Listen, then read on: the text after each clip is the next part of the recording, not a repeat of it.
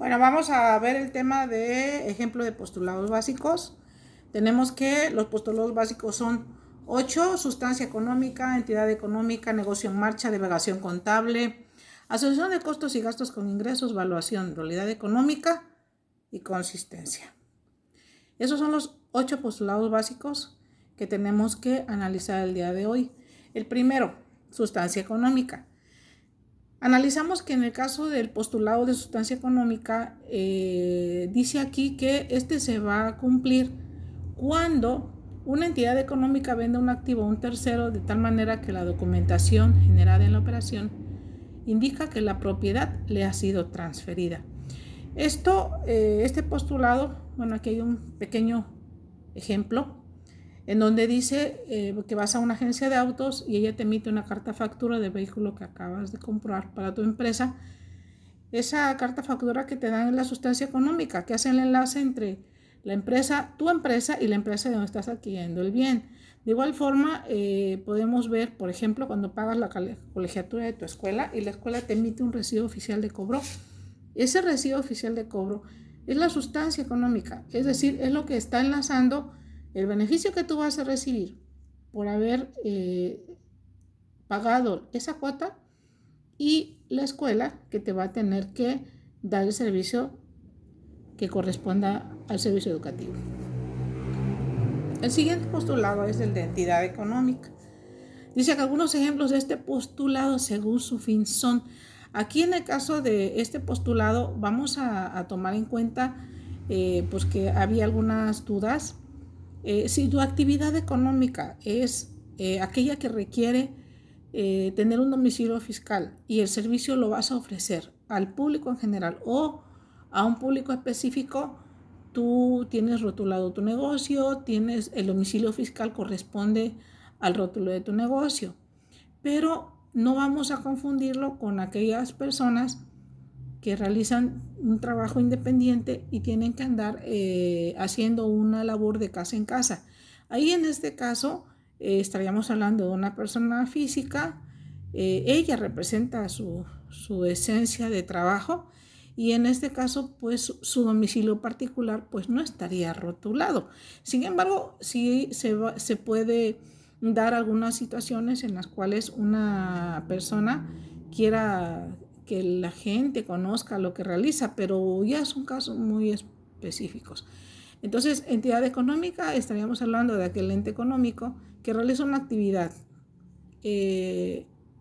hacia los demás y que a su vez esta actividad tiene que estar ubicado en lo que representa la esencia del concepto contable, es decir, si yo soy una persona que tiene un salón de belleza, la gente va a llegar a realizar una actividad en mi negocio por el cual yo tengo que emitirle un comprobante o en su caso establecer un mecanismo de emisión de comprobantes.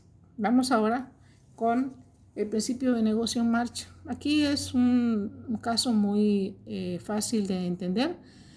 Pone aquí, si la empresa de renta de mobiliario para eventos adquiere un contrato de una fiesta de 15 años dentro de los 3 meses en que esté vigente un contrato de colaboración con otra empresa, por ejemplo un restaurante, y quiere aliarse con la primera por la comida que preparan, puede hacerlo, ya que puede observarse plenamente la vigencia de 2 años de contrato que tiene la primera empresa.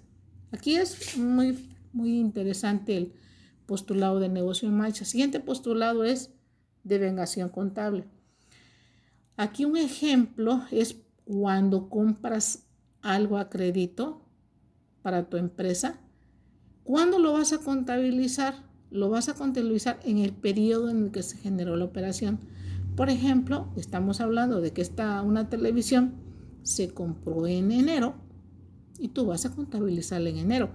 Aunque hayas obtenido un crédito a 6 meses, y termines de pagarlo en junio. El activo debe de quedar registrado en enero. El siguiente postulado es asociación de costos y gastos con ingresos. Esto es importante porque cuando nosotros estamos en una empresa y los gastos que se llevan a cabo son preponderantemente afines a la actividad que desarrollamos, no hay ningún problema. Aquí se pone un ejemplo, dice, por ejemplo, la empresa se dedica a distribuir fruta a nivel nacional, por lo que los ingresos que tengamos en ese mes los debemos registrar al momento en el que ocurren. De igual forma, los gastos y costos que está originando la distribución de esa fruta, como son combustibles, etcétera, etcétera. Aquí no hay ninguna duda. Es decir, yo no puedo contabilizar un gasto que no está relacionado con el concepto por el cual percibo ese ingreso. Esto es algo importante de considerar. Por ejemplo, si yo tengo un camión que reparte arena y yo mando ese camión a una entrega y ese camión se descompone, pues hago frente al gasto porque el gasto se está originando por el traslado de esa arena. Si por el contrario esa persona lleva ese camión y de repente sufre la ponchadura de una llanta en un lugar que no es y llega un agente federal o un agente de tránsito y lo infracciona, esa infracción la tiene que pagar la empresa. ¿Por qué? Porque hay una asociación de costos y gastos con ingresos. El señor iba a entregar grava, no fue su culpa, se poncha la llanta por circunstancias que tampoco fue su culpa, en un lugar que no corresponde y tránsito lo infracciona. Es decir, todo lo que pagues debe tener una relación con el origen y fuente de ingreso de donde proviene. El postulado de evaluación. Aquí debemos de considerar que cuando se usa la palabra evaluación es precisamente como su nombre lo indica, darle valor. Si tú adquieres un bien en una fecha determinada, tú lo vas a registrar conforme al valor en el que lo compraste. Esto no significa que con el paso del tiempo ese bien cambie de valor, ya sea que suba de valor o ya sea que baje de valor. Entonces, en cualquiera de esos puntos, si yo compré originalmente un bien a un precio y con el paso del tiempo pierde valor y yo lo vendo, entonces yo lo voy a evaluar al valor que tenga cuando lo realice, apegándome a lo que establece este postulado, ¿sí? Así por el contrario, puede que algo que yo adquirí a un precio, con el paso del tiempo subió de valor. Entonces ahí se maneja contablemente un tratamiento que tiene que ver con ganancia, pero lo importante aquí es que ustedes entiendan que el postulado de evaluación significa que tú vas a registrar tu operación al costo original de la operación, sin que esto no signifique que con el paso del tiempo esa operación, ese bien que se adquirió pueda cambiar de valor y cuando tengamos que dar un movimiento, pues probablemente sea un valor distinto, pero no vamos a perder de vista la esencia que evaluar es darle un valor monetario. El postulado de dualidad económica dice, toda organización existe porque existe el recurso necesario para crearla y sostenerla, ya sea con recursos propios o ajenos. Cuando se habla de una organización, si vamos a constituir una organización y esa organización empieza con un capital, la relación que existe entre lo que aportaron originalmente y lo que fue necesario gestionar para que esa organización funcione, se considera dualidad económica.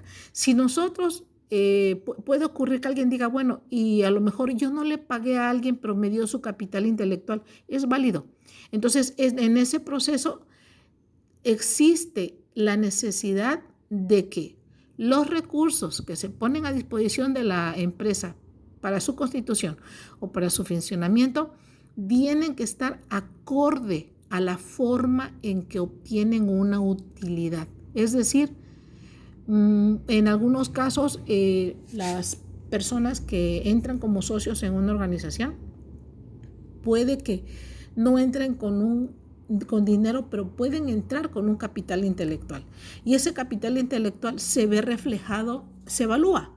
Y esa evaluación es equiparable a lo que sería lo suficiente como para que ellos hubieran entrado con dinero, ¿sí? Bueno, entonces vamos con el siguiente y es consistencia. El postulado de consistencia dice: la consistencia genera confiabilidad en la información financiera de la empresa y coadyuva a la comparabilidad de dicha información en diferentes periodos contables y en comparación con otras entidades, sin que esto implique que no habrá evolución en el mejoramiento de la calidad de la información. Aquí podemos nada más concluir. En el caso de las actividades económicas que se desarrollan en una organización, puede que alguna de las actividades que se generen tengan una interpretación en el momento en que se registran, pero esa interpretación tiene que mantenerse durante todo el tiempo, es decir, no puede cambiar de criterio, ¿sí? Bueno, con esto concluimos el tema de estas diapositivas de postulados básicos.